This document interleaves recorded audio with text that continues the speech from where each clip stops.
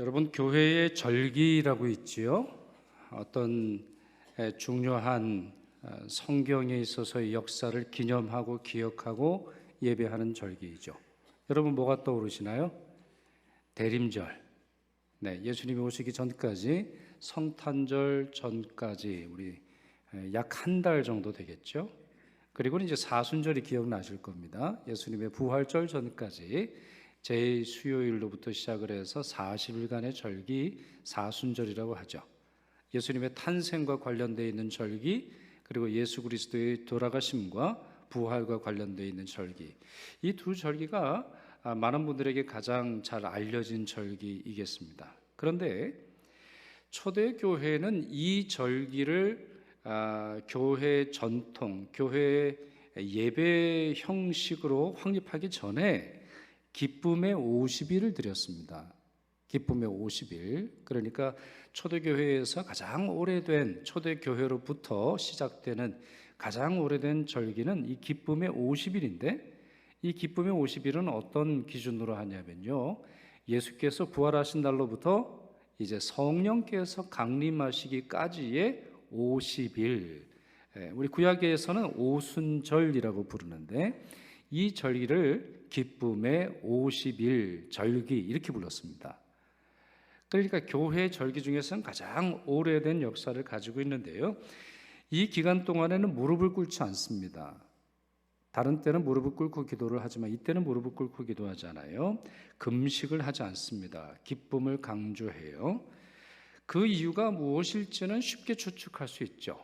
부활의 능력, 부활의 기쁨, 부활의 풍성함. 우리가 부활을 믿음으로 말미암아, 예수 그리스도의 부활을 받아들임으로 말미암아 우리 삶에 찾아오는 변화가 너무 크고, 그 변화의 핵심이 우리를 기쁘게 한다라고 하는 것 때문이죠.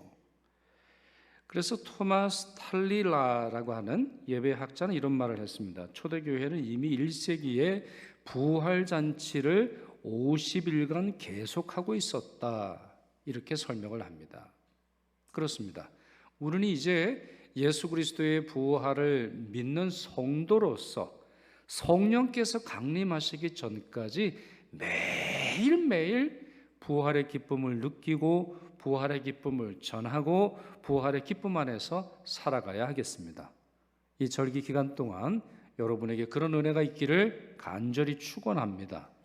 그리고 그 부활의 신앙이 머리나 가슴이 아니라 이제 성령의 강림하심으로 말미암아 더 큰 능력으로 주어지리라 확신합니다. 이 기간 6번의 주일이 있습니다. 지금까지는 독일 교회가 이 전통을 그래도 가장 잘 유지하고 있는 것으로 알고 있는데요, 이 6번의 주일이 고유한 이름이 있는데 한번 보실까요? 주일마다 이름이 있습니다. 오늘은 저희가 두 번째 부활주일, 또 부활절 후 첫 번째 주일 이렇게 부르고 장애인 주일로 부르는데, 교회 절기상 이런 이름으로 부릅니다. 첫째, 갓난아이 같이. 둘째, 자비의 주일. 셋째, 기쁨의 주일. 넷째, 찬양의 주일. 다섯 번째, 간구의 주일. 여섯 번째, 절규의 주일. 이렇게 각각의 주일의 이름이 있습니다. 자, 이런 교회록을 보면 오늘은 무슨 날일까요? 오늘은, 자, 이 순서에 따르면 오늘은 갓난아이 같이 주일이 되겠습니다. 자, 이렇게 부활 후, 예수님의 부활절 후 첫 번째 주일을 갓난아이 같이라고 부르는 유래가 있습니다. 초대교회는 세례식을 부활절 전날에 했습니다. 부활절 전날에. 그러니까 우리식으로 하면 토요일에 세례식을 했습니다. 자, 세례라고 하는 것은 어떤 의미죠? 영적으로 새롭게 탄생하는 거죠. 나이가 어떻게 되었든지 간에 영적으로 새롭게 탄생하는 출생일이 되겠습니다. 그런데 여러분, 구약 성경에, 우리 구약 전통 중에 이런 전통이 있죠. 출생 후 8일 만에 할례를 행하는 그런 전통이 있습니다. 태어나고 나서 남자 같은 경우는 8일이 지나는 날 할례를 행합니다. 그래서 초대교회는 이 문화를 받아들여서 토요일을 기준으로 해서 8일째 되는 예수님의 부활 후 첫 번째 주일이 바로 이렇게 새롭게 탄생한 그리스도인들을 격려하고 축하하고 감사하고 잔치하는 그러한 날로 삼았다고 합니다. 또한 모든 교인들 역시 어린아이 같은 마음으로 이제 예수께서 부활하셨으니 나도 부활할 것이며 예수께서 부활하신다라고 하는 이 믿음이 나로 하여금 지나간 모든 아픔과 죽어있는 모든 우리의 삶이 새로워진 것을 다시 기뻐하고 감사하고 어린이처럼 하나님을 찬양하기 위해서 겸손하게 예배를 드리는 날로 삼았던 것이죠. 이날 주로 묵상했던 말씀이 이 말씀이라고 합니다. 베드로전서 2장 1절에서 3절 같이 읽겠습니다. 그러므로 모든 악독과 모든 기만과 외식과 시기와 모든 비방하는 말을 버리고 갓난아기들 같이 순전하고 신령한 젖을 사모하라. 이는 그로 말미암아 너희로 구원에 이르도록 자라게 하려 함이라. 너희가 주의 인자하심을 맛보았으면 그리하라 그랬습니다. 여러분, 부활의 영광이 여러분의 마음에 있죠? 부활의 기쁨이 여러분의 마음에 있죠. 그러니 갓난아이 같은 마음이 되시기를 바랍니다. 모든 여러분 안에 있는 악독과 기만과 외식과 시기와 비방하는 말은 부활에 어울리지 않습니다. 부활의 능력이 어울리는 게 아니에요. 내가 만드는 세상에 이와 같은 것이, 내가 만드는 세상이라면 이와 같은 것이 필요하겠으나 예수의 부활로 말미암아 새로워지는 삶과 세상에는 이런 것들이 필요한 게 아니에요. 그러니 갓난아이처럼, 여러분 갓난아이가 뭐 하는 거예요? 갓난아이의 특징이 뭐죠? 벌써 여러분들 갓난아이 때를 잊어버리셨으리라고 생각하는데, 아이도 이제 다 커서 좀 기억이 안 나시죠? 갓난아이는 어때요? 오직 그냥 엄마만 바라보고 엄마가 주는 것만, 할머니가 주는 것만, 아빠가 주는 것만 기뻐하며 살아가는 그런 삶이죠. 단순하지만 가장 큰 기쁨이 갓난아이에 있는 것을 우리는 잘 알고 있습니다. 자, 그런 점에서 부활절 이후 첫 번째 주일을 보내는 여러분, 부활의 의미를 기억하시길 바랍니다. 부활의 기쁨을 누리시길 바랍니다. 성령의 강림을 기다리십시오. 어떻게 해요? 어린아이처럼 생각을 단순하게 하십시오. 신학을 명료하게 하십시오. 혼란에 빠지지 마십시오. 주님께서 주시는 믿음이 여러분으로 하여금 갓난아이처럼 겸손하고 순전하고 신령한 젖을 사모하도록, 그리하여 영적으로 성숙하고 성장해지는 여러분 되시기를 바랍니다. 자, 그와 같은 예를 저는 예수님의 가상 7원 7번째 말씀에서 찾아볼 수 있다 생각을 합니다. 7이라고 하는 숫자는 굉장히 중요하죠. 성경에서 중요한 몇 가지의 숫자가 있죠. 3, 7, 12, 1000 이런 숫자는 완전수, 완벽함, 완성의 숫자입니다. 예를 들어서 요한계시록을 받았던 교회가 몇 개이죠? 요한계시록의 첫 번째 수신자 이렇게 부르는데 모두 몇 개가 언급이 되죠? 7개의 교회가 언급이 됩니다. 왜 7개일까요? 당시 지상의 교회가 굉장히 많았는데, 이미 많았단 말이에요. 거의 이 요한계시록은 한 90년 이후 정도에 쓰여졌으니까 교회가 굉장히 많았어요. 그런데 왜 7개일까요? 당시 세계 교회들의 7가지 특성을 대표하기 때문이에요. 가장 좋은 교회 7개를 선택한 게 아니라 7개 교회의 특성을 이 교회가 잘 보여주기 때문입니다. 또 하나, 7이라고 하는 것은 이렇게 완전 그리고 완성만 의미하는 것이 아니라 안식을 의미하기도 합니다. 7이라고 하는 건 뭐냐? 안식하는 거예요. 내려놓는 거예요. 쉬는 거예요. 그래서 그 좋은 예가 천지 창조의 과정으로 우리가 주로 설명하지요. 6일간 하나님은 일하셨고요. 7일째는 안식하셨습니다. 예수님께서 십자가에서 하신 마지막 말씀도 안식과 만족의 말씀입니다. 예수님의 가상 7원, 제가 계속 이제 오늘 마지막 순서인데, 다섯 번째까지는 예수님의 고난과 연관이 있습니다. 그러나 여섯 번째 다 이루었다라고 하는 말씀은 승리의 선언이었고, 그리고 마지막 말씀, 바로 이 말씀은 만족의 말씀, 안식의 말씀인 것이죠. 대부분의 가상 치론이 그런 것처럼 일곱 번째 예수님의 말씀도 구약 성경과 연관되어 있다고 볼 수 있는데요, 신학자들은 예수님의 이 말씀이 시편 31편 5절에서 왔을 것이다 추측합니다. 이 시편 31편은 다윗이 지은 시편인데요, 그가 고난 중에 하나님께 자신을 부탁하는 그러한 내용입니다. 한번 읽어볼까요, 여러분? 자, 시편 31편 1절에서 5절 같이 읽습니다. 여호와여, 내가 주께 피하오니 나를 영원히 부끄럽게 하지 마시고 내게 귀를 기울여 속히 건지시고 내게 건교한 바위와 구원하는 산성이 되소서. 주는 나의 반석과 산성이시니 그들이 나를 위하여 비밀이 친 그물에서 빼내소서. 주는 나의 산성이시니이다. 내가 나의 영을 주의 손에 부탁하나이다 라고 되어 있습니다. 지금 일부분만 읽었어요. 이 시편 여기서 끝나는 건 아닌데, 여러분이 집에 돌아가셔서 시편 31편을 꼭 북마크를 좀 해주세요. 그래서 여러분들이 마음이 어렵고 어딘가 좀 도망을 가야 되겠고 어딘가 좀 피난처가 필요하고 어딘가 안식이 필요할 때 이 시편 31편을 그냥 읽으세요. 그냥 읽으세요. 기도니까, 기도시니까 읽으시면서 하나님이 여러분을 도우실 수 있다라고 하는 사실을 발견하시면 좋겠어요. 자, 그 중에 5절 말씀이 뭐라는 거죠? 내가 나의 영을 주의 손에 부탁하나이다 그랬습니다. 자, 그런데 예수님은 이 말씀 그대로 말씀하지 않으셨죠? 부탁하는 대상을 조금 바꾸셨습니다.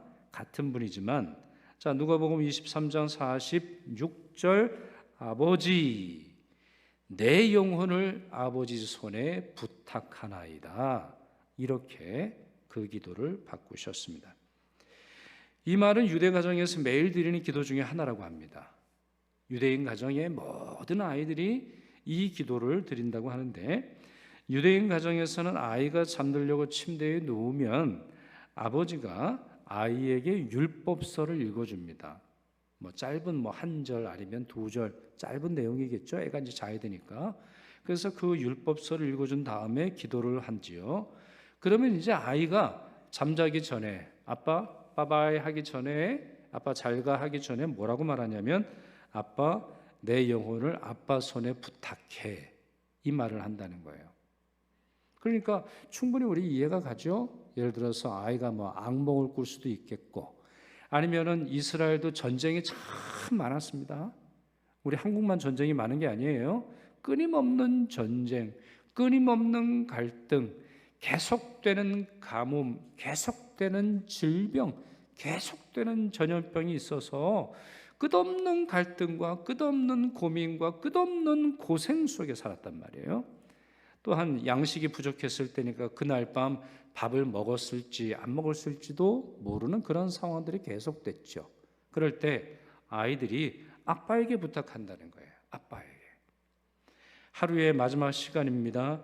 몸도 마음도 영혼도 평화와 안정이 필요할 때 이스라엘 아이들은 육신의 아버지를 통해서 영의 아버지, 하늘에 계신 아버지께 자기 영혼을 부탁한다라고 하는 기도를 드렸던 것이죠. 자신의 영혼을 성부 하나님께 맡기셨을 때 예수님도 아마 이러한 어린 나이의 마음으로 기도하지 않으셨을까요? 이제 모든 사역을 마치셨어요. 다 이루었다 말씀하실 뿐만 아니라 이제는 그의 영이 하나님을 향해 떠나가시게 될 때인데, 그 마지막 말씀이 바로 이 말씀, 아버지 내 영혼을 아버지 손에 부탁합니다. 이 기도가 우리의 하루의 마지막 기도가 됐으면 참 좋겠습니다. 그리고 이 기도가 우리가 이 세상을 작별할 때의 기도가 되면 참 좋겠습니다. 이 기도가 우리가 어떤 삶의 한 단계를 넘어갈 때에 기도가 되면 참 좋겠습니다. 우리 자신의 기도만이 아니라 예를 들어서 우리 자녀들의 삶에 있어서도 마찬가지이죠. 고등학교를 졸업하고 대학을 갑니까? 이제 사랑하는 딸이 결혼을 앞두고 있습니까? 아버지, 하나님, 내 딸을, 내 아들을 아버지 손에 부탁합니다. 이제 내 손으로는, 내 힘으로는, 내 능력으로는 저 아이를 돌볼 수 없고 돌볼 가능성이 없어질 이때에 아버지 손에 부탁합니다. 이렇게 우리가 이 기도를 적용할 수 있습니다. 자, 그러나 여러분, 이 말씀의 정황, 자, 시편 31편 5절에서 왔을 거다. 또 예수님께서는 주여, 이 시편에서는 이제 주여 이렇게 불렀습니다만, 아버지, 내 영혼을 아버지 손에 부탁합니다. 이렇게 말씀하셨는데, 이 말씀의 정황, 달리 말해서 십자가에서 돌아가시기 직전에 이 말씀을 하셨다라고 하는 점에서 너무나 극심한 육체적인 고통과 사람들의 침뱉음과 모욕과 또 사람들이 자신을 몰라주는 그와 같은 상황에서 이 말씀을 하셨다는 점에서 당황스러운 마음이 들기도 합니다. 왜냐하면 성부 하나님은 십자가에 달리신 예수님에게 그렇게 친절하지 않으셨잖아요. 성부 하나님은 예수님을 외면하셨습니다. 오히려 십자가에서 죽도록 하셨죠. 비록 그 이유가 너무나 소중한 이유죠. 비록 그 이유는 너무나 가치 있고 너무나 숭고한 것은 알고 있습니다. 세상을 구원하시려고 하는 목적 때문이죠. 그러나 예수님의 입장에서 볼 때는 너무나 매몰찬 아버지, 자신을 기억해 주지 않는 아버지, 나를 위해서 일하시는 아버지가 아니라 세상을 위해서 일하는 그 아버지로 인해 예수님의 마음이 힘들었지 않을까 생각을 합니다. 그래서 가상치론 네 번째 말씀이 뭐죠? 기억나시나요? 마태복음 27장 46절, 나의 하나님 어찌하여 나를 버리셨나이까 이래요. 정말 가슴 아픈 기도예요. 여기서 나의 아버지 어찌하여 나를 버리셨나이까 이렇게 기도하지 않으세요. 예수님의 첫 번째 가상칠언의 기도가 아버지 저들의 죄를 사하여 주옵소서거든요. 그러니까 이미 예수님은 성부 하나님을 아버지와 아들과의 관계에서 십자가에 오르셨을 때 아버지를 부르셨단 말이에요. 그러나 버림받은 이 순간 속에서는 아버지라고 못 부르셨던 것 같아요. 이건 저의 추측이죠. 그래서 나의 아버지 이렇게 부르지 못하셨고 나의 하나님 어찌하여 나를 버리셨나이까 이렇게 기도하셨죠. 그렇습니다. 우리는 명심해야 합니다. 하나님의 손은 따뜻하기도 하며 동시에 차갑기도 합니다. 우리를 매질하시기도 하고 품에 안아 상처를 치료하시기도 하십니다. 그러니 하나님의 손이 차갑고 매서울 때에도 우리는 우리의 영혼을 하나님께 부탁할 수 있어야 합니다. 호레이쇼 스패포드라고 하는 분이 있습니다.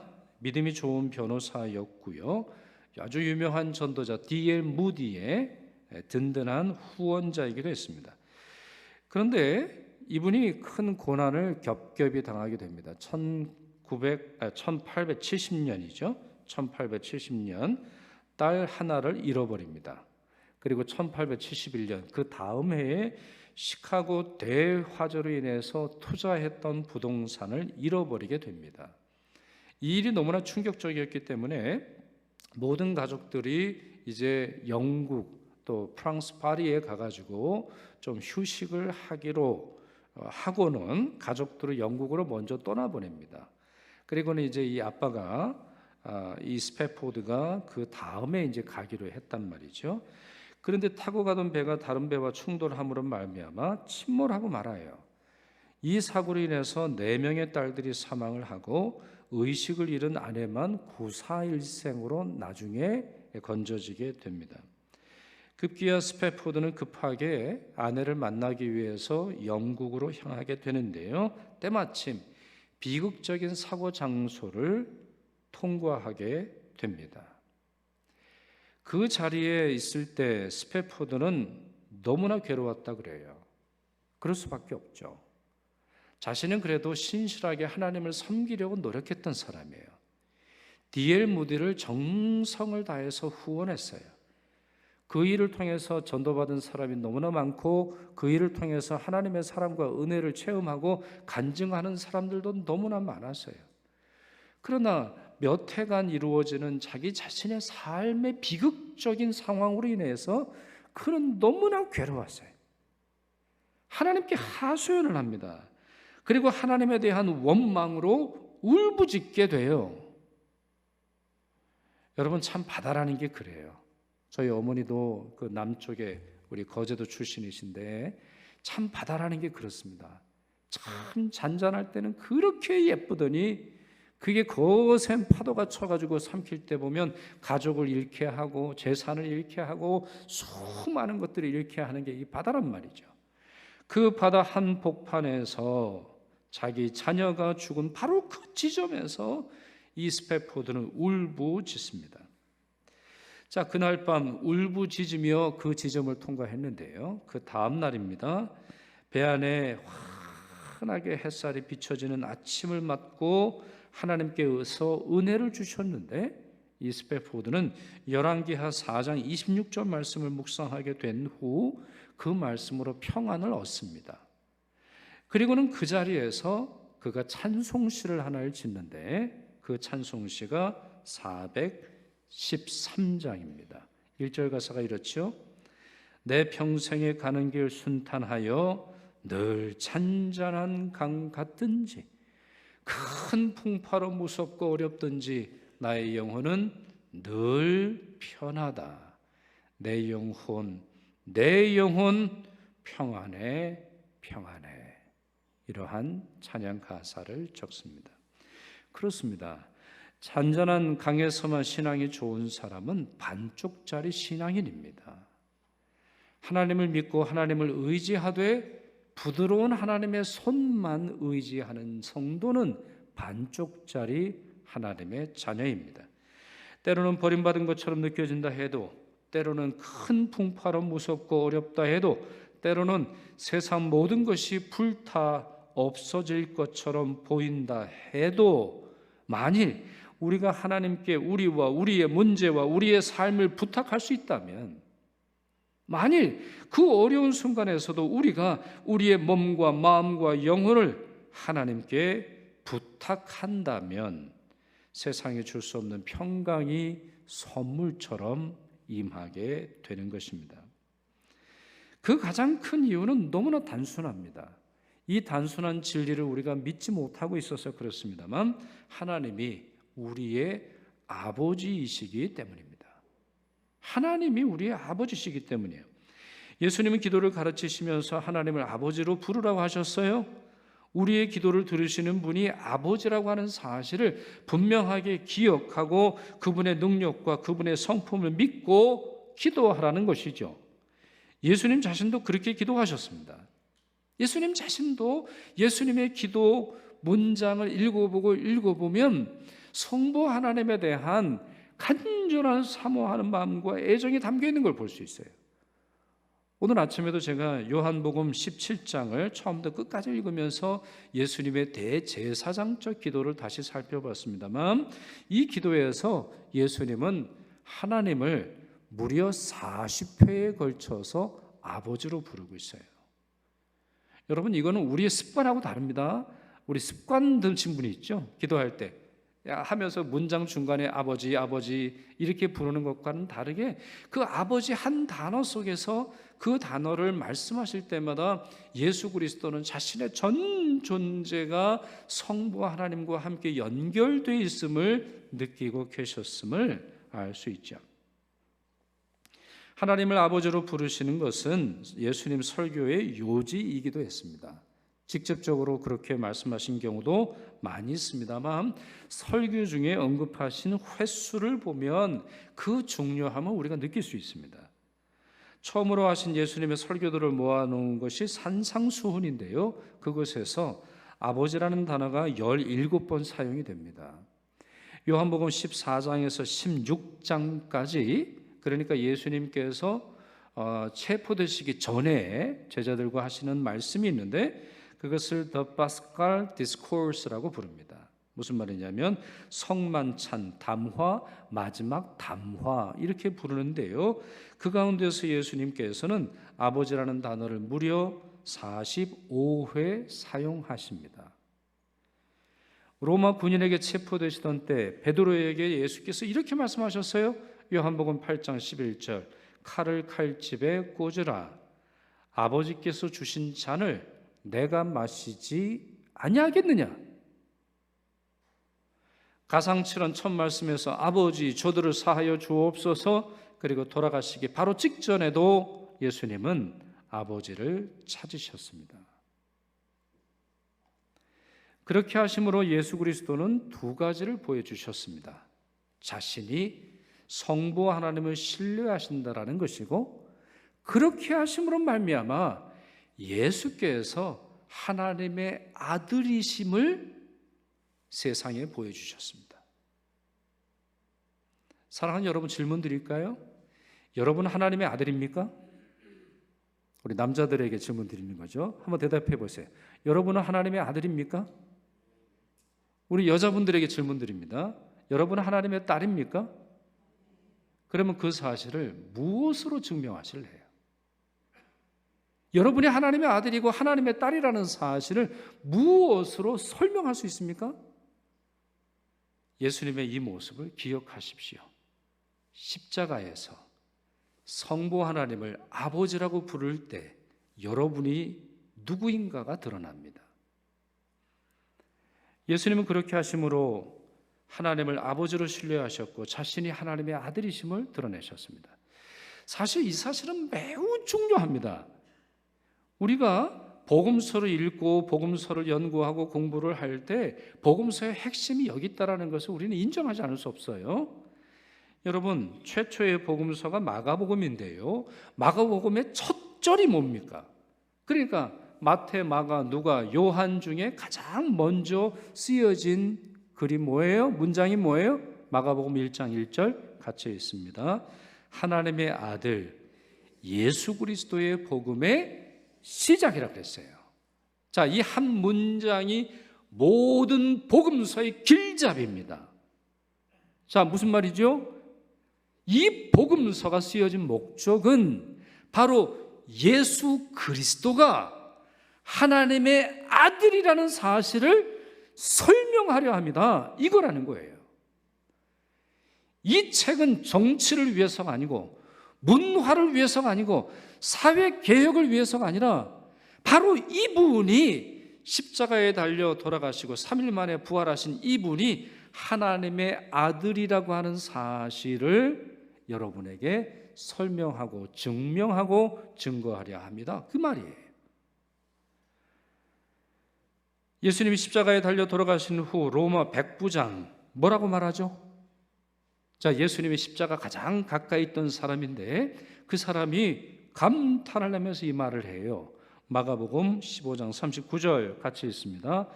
예수를 향하여 섰던 백부장이 그렇게 숨지심을 보고 이르되 이 사람은 진실로 하나님의 아들이었도다 하더라 그랬습니다. 그렇습니다. 시작할 때나 또 예수님께서 돌아가신 이후나 그분이 하나님의 아들이라고 하는 사실이 드러났습니다.